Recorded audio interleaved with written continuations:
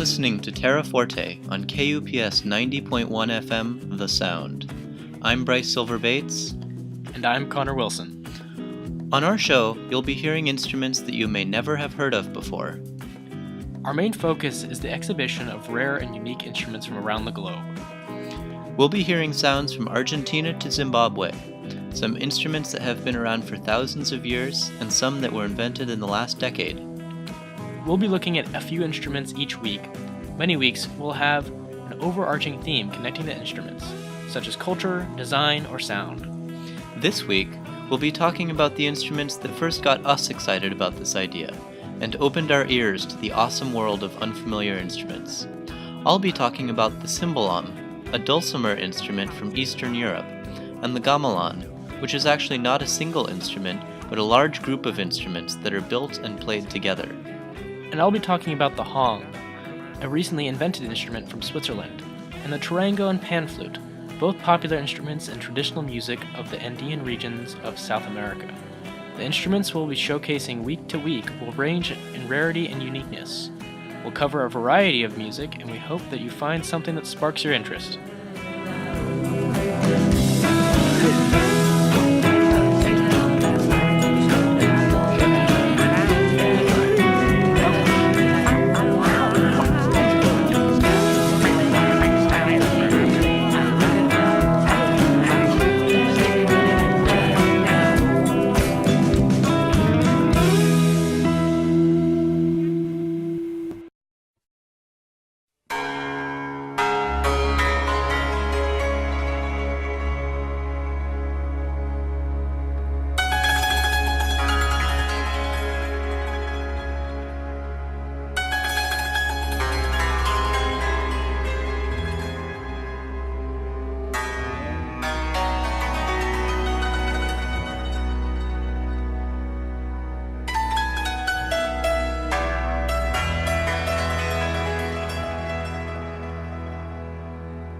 What we're hearing now is the Cimbalom, a hammer dulcimer style instrument from Eastern Europe, which has its roots in instruments dating back over 5,000 years to the Assyrian Empire. The modern Cimbalom, or concert Cimbalom, was developed by a Hungarian piano maker named József Sunda in 1874. It quickly became a popular instrument among Jewish, Slavic, and Romani cultures.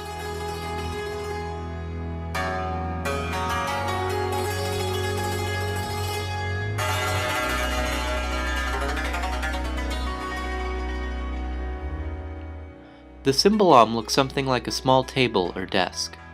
The top is an open trapezoidal box containing over 100 metal strings in an arrangement resembling the inside of a grand piano. The Cimbalom is played sitting down. The player holds a specially designed small mallet in each hand and hits the strings with the mallets in a similar way to how one would play the xylophone.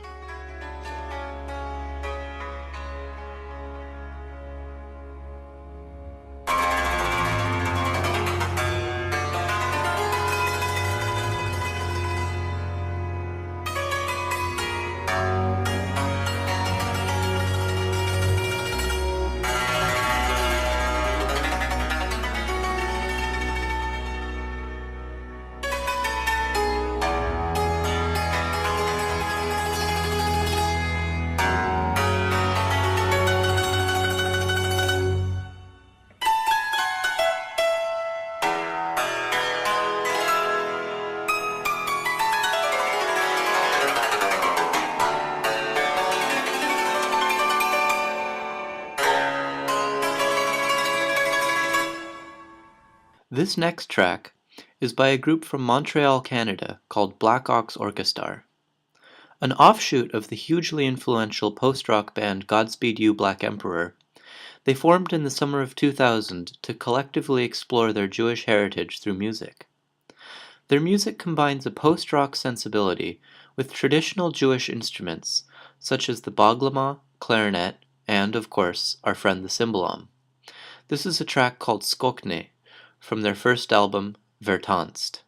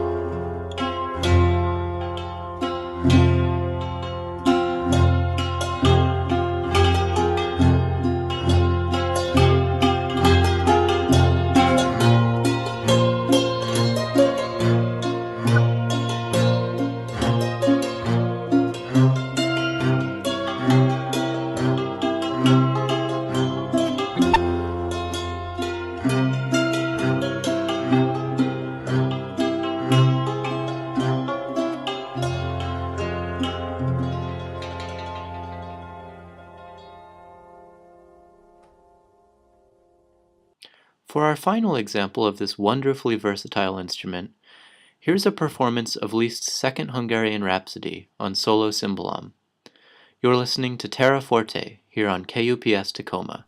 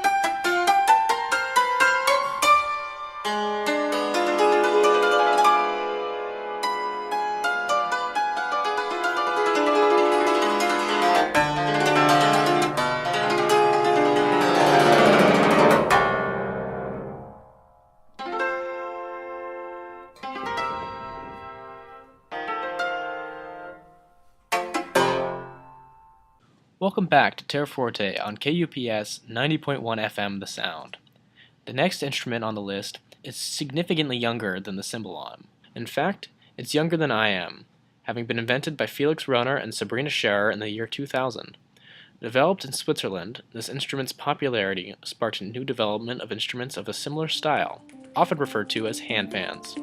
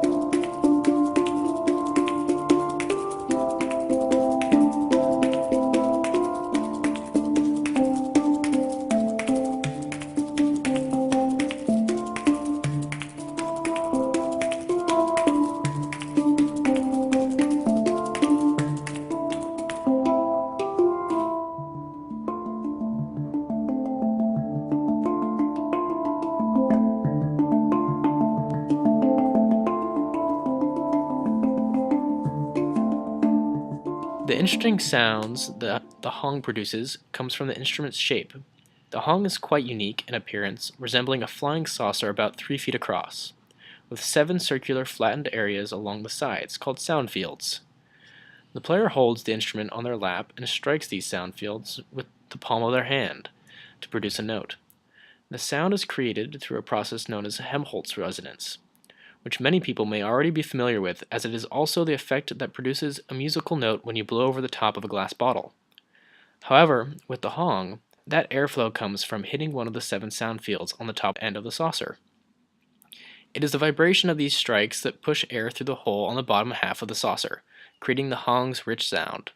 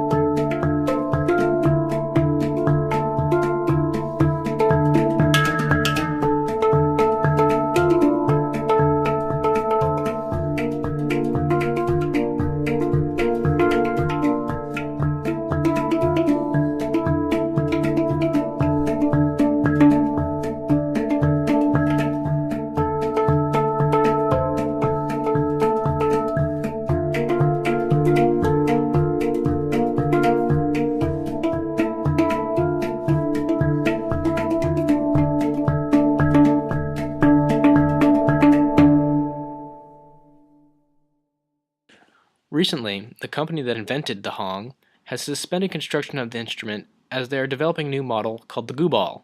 The Gooball is of similar design, but there are a few key differences between it and the Hong.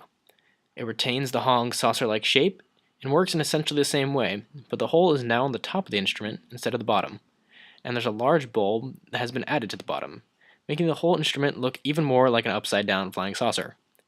Here's Sabrina Shar, co-inventor of the Gooball, playing the instrument she created. Enjoy!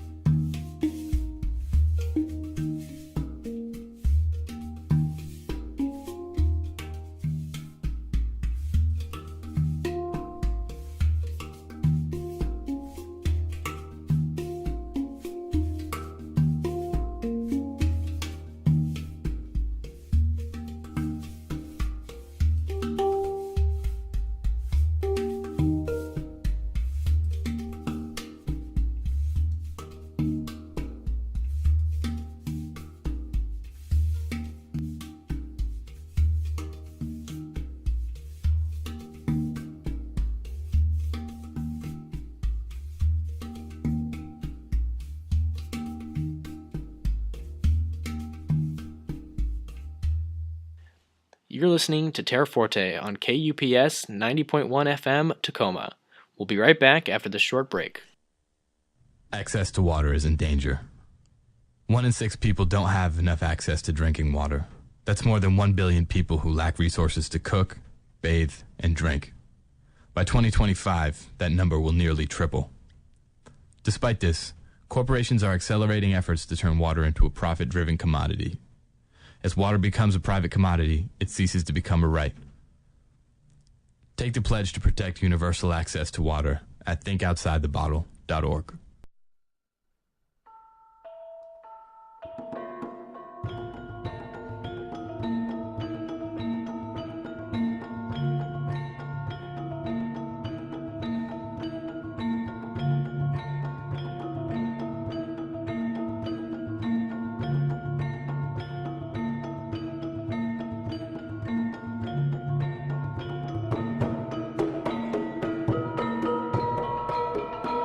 What you're hearing now is traditional gamelan music from Indonesia.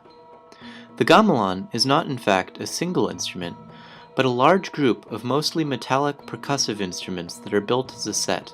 The word gamelan refers to the entire set, sometimes called a gamelan ensemble.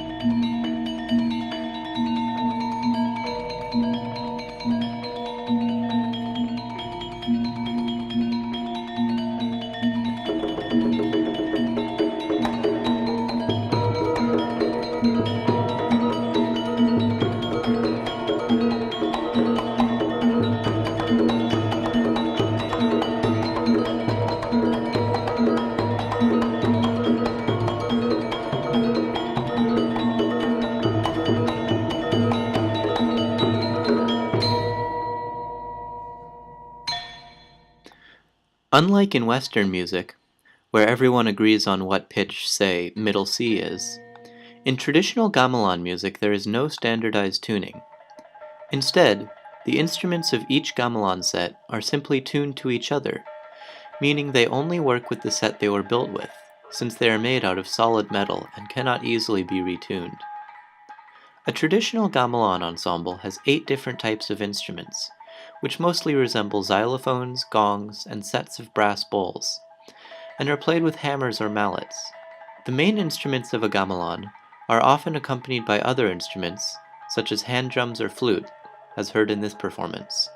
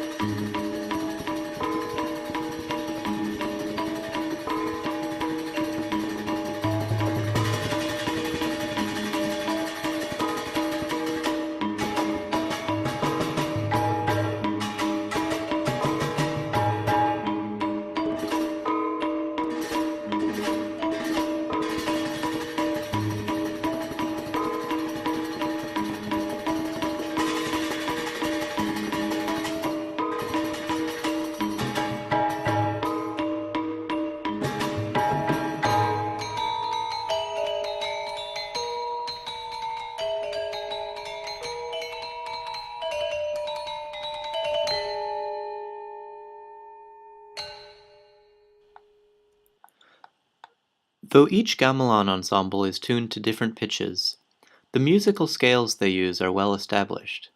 There are 2 main types of scales, called pelog and slendro. Just as in Western music, where we have 12 notes per octave, from which 7 are chosen to make a scale, in the pelog scale there are 7 notes, from which 5 are chosen to create a specific pattern of intervals between each note. Here's a typical pelog scale.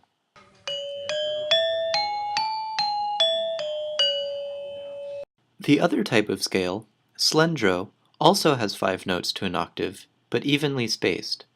Slendro is very close to the pentatonic scale that we are familiar with. Here's what the slendro scale sounds like.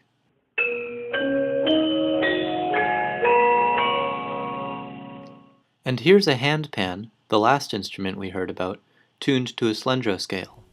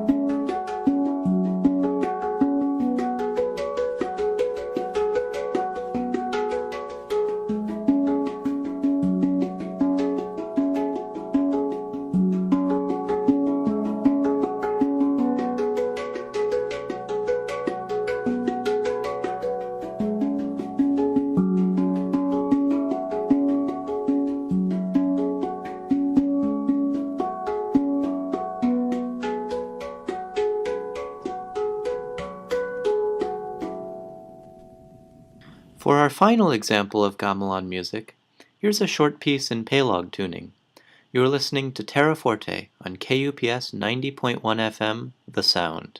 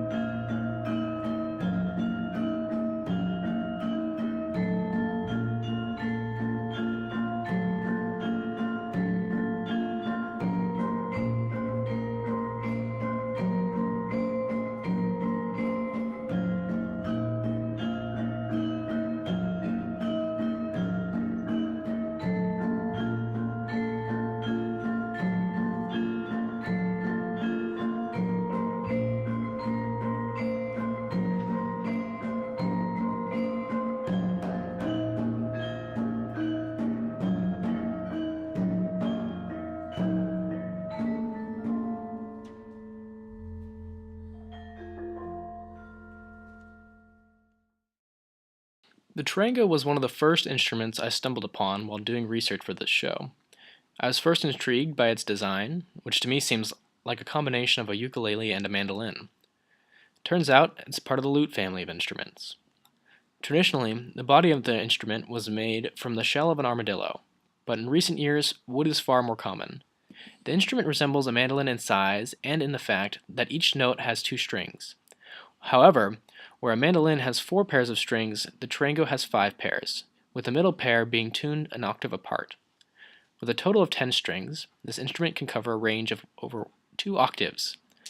The charango is also similar to a ukulele in how it is tuned, only it's in a different octave. Here's a quick sample of that tuning.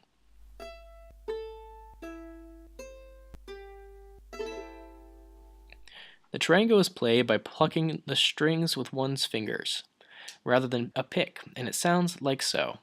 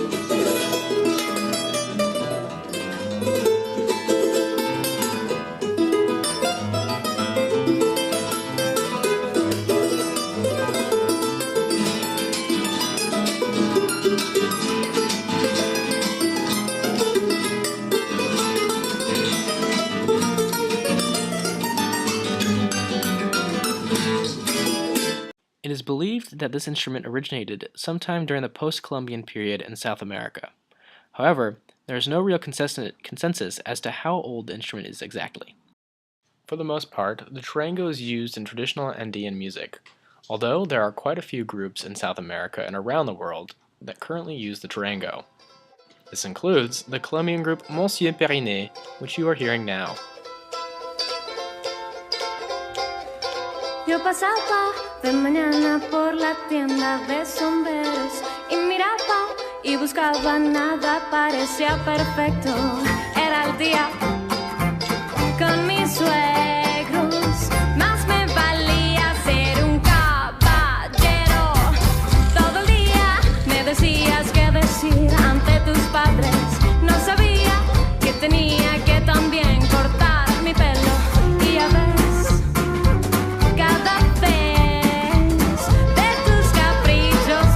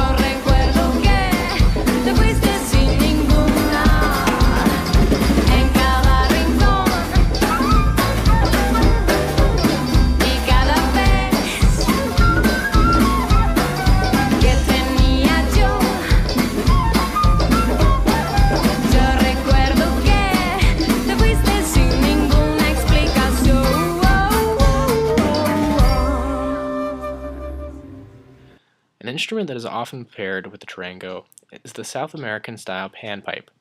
This is not to be confused with the Romanian style, which is associated with the ancient Greek god Pan. The South American style panpipe, also known as the antara, siku, or zamponia, originates from the same region as the charango. They are often made out of native species of reed or bamboo that is then hollowed out. The sound is produced by the Helmholtz effect, like the hong. Traditionally, two people would play panpipes together in unison in order to play the whole musical scale. This is because for a set of panpipes to contain a full scale, it can be a bit cumbersome. However, that hasn't stopped many current artists from playing pipes with a full musical scale. Now here's an example of pipes accompanied by the charango and a piano by Edgar Manuela.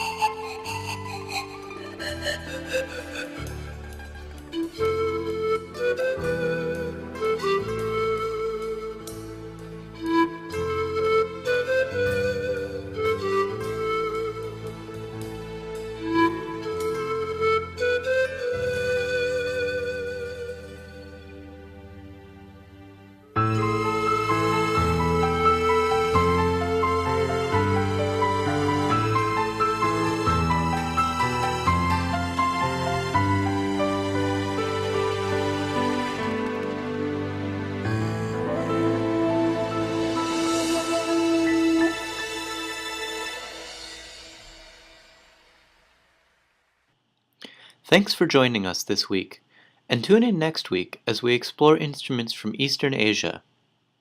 To send you off this week, here's a piece on Cimbalom that many of you may recognize. You're listening to KUPS 90.1 FM, The Sound, and here's the theme to the TV show Game of Thrones on Cimbalom.